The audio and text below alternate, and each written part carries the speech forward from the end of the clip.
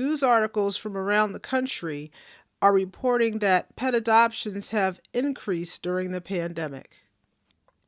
I interviewed Linda Torelli, the marketing director of the Brandywine SPCA. I asked Linda if she's seen an increase in adoptions during this pandemic. We have been really blown away by the increase in adoptions. It's been really moving to see the families come in.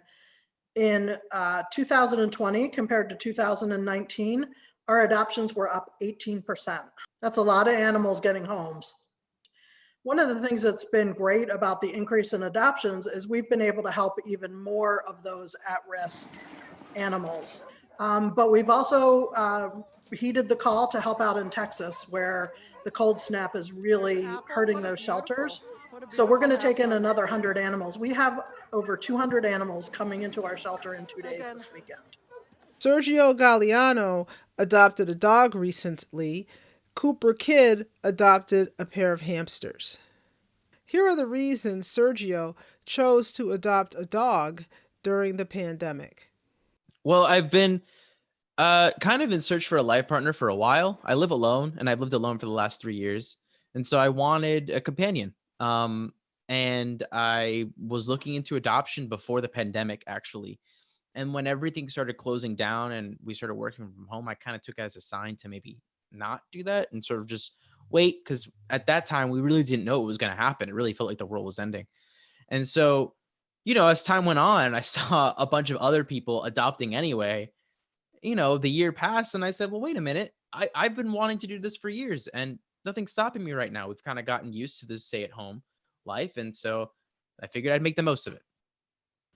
Cooper explained her reasons for adopting hamsters.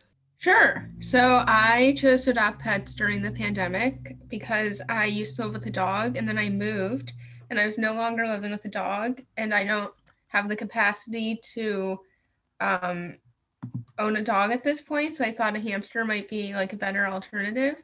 I think also I've just been bored during the pandemic and figured that a hamster would be a good addition.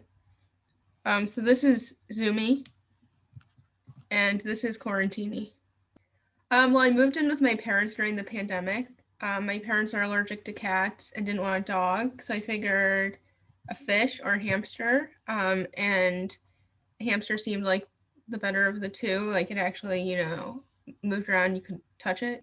Yeah, I wanted a pet that I could play with and that would play with me. I've also owned hamsters before, so they were, I had experience, so it wasn't just like completely brand new. I wasn't anticipating getting 2 hamsters, but here we are. This is Linda's advice on preparing your pets for after the pandemic when you resume work, school, and social functions. It's going to be a big change for the pets when their pet parents go back to work, go back to school.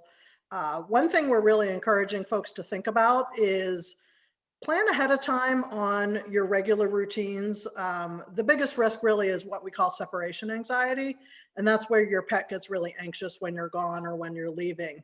And so we recommend thinking ahead about what's your schedule going to be. Get your animal out on those regular walks.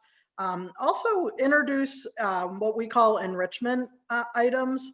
So these could be toys that your cat can play with on their own.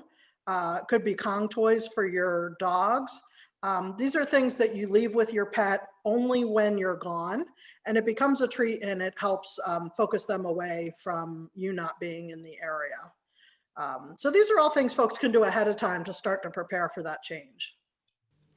This is Connie Com for PhillyCAM Voices.